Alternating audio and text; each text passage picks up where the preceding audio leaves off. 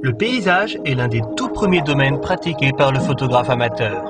En effet, il est toujours appréciable de capturer le grandiose de certains espaces dans le but de faire partager aux autres notre émerveillement ou notre étonnement face à un lieu. En général, le photographe amateur pense que ce type de vue est assez facile, étant donné que le sujet est immobile. Les apparences sont parfois trompeuses, car photographier un paysage demande de la patience et de la méthode. Tout d'abord, il faut savoir qu'un paysage peut varier en fonction de la saison, des conditions atmosphériques ou encore de la lumière. Prenons pour exemple cette vue capturée à différents moments de la journée et sur plusieurs jours.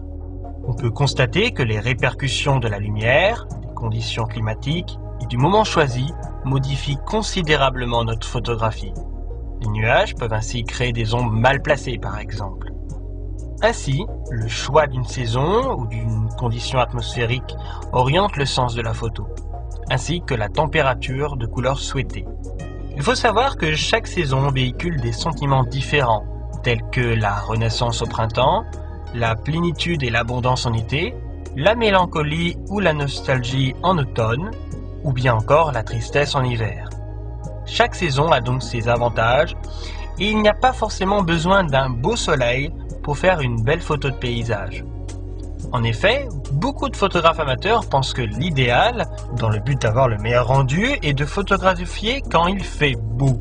Méfiez-vous de ce préjugé car les ombres peuvent être un ennemi et les nuages ont tendance à se déplacer, ce qui peut créer assez rapidement des zones d'ombre non souhaitées. Le point de vue et le cadrage sont essentiels pour réussir un paysage. C'est en choisissant par exemple une surface limitée de terrain avec peu de profondeur de champ et en se concentrant sur elle que vous avez le plus de chances de réussir. De même, faites en sorte d'isoler un élément dominant. Cela permettra de structurer votre image et guidera l'œil de l'observateur. Je recommande aussi de jouer sur les différents plans avec le relief, sachant que les couleurs perdent en saturation proportionnellement à leur éloignement. Cependant, essayez de trouver une harmonie des éléments avant de prendre en photo, notamment avec des cadrages judicieux et créatifs. Bien sûr, libre à vous de recadrer votre photo en post-production par la suite, mais autant adopter les bonnes méthodes dès le début. Pour réussir et dynamiser un paysage, il faut appliquer la règle des tiers. Cette règle consiste à découper l'image en 3 parties horizontales et verticales égales. Ces lignes sont appelées lignes de force et leurs intersections sont appelées points chauds, car l'œil a tendance à s'arrêter beaucoup plus facilement dans ces zones. La proportion idéale en photographie est de 1/3 pour 2/3. On donne ainsi de l'importance aux éléments présents aux 2/3 de la photo.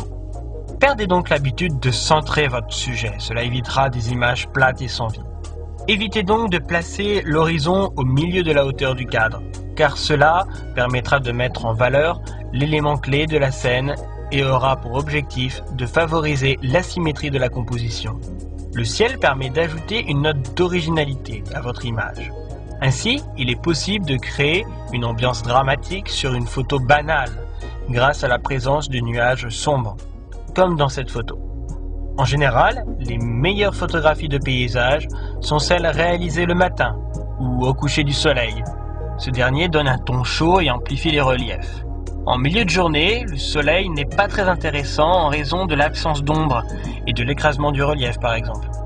Le choix de l'objectif est important et déterminera votre photo.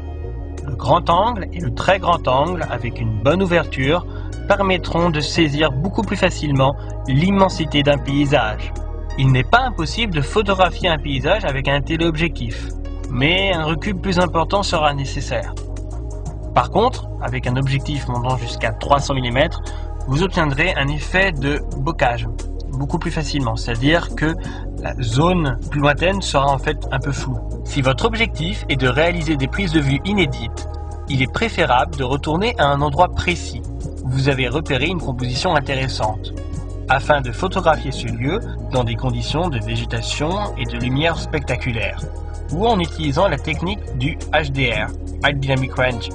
Ce procédé permet d'obtenir une image avec une grande plage dynamique, notamment en superposant de nombreux niveaux d'intensité lumineuse. Pour réaliser ce type de photo, il suffit de prendre au minimum 3 photos avec des expositions différentes, à savoir une photo sous-exposée, une autre avec une exposition neutre ou normale, puis une photo surexposée. Ces 3 photos devront par la suite être assemblées dans un logiciel de retouche photo gérant cet effet. Il existe aussi des logiciels professionnels de post-production qui permettent de réaliser ce type de procédé à partir d'une seule photo. Ce procédé est par exemple utilisé à la volée dans l'iPhone 4, sans aucune connaissance requise.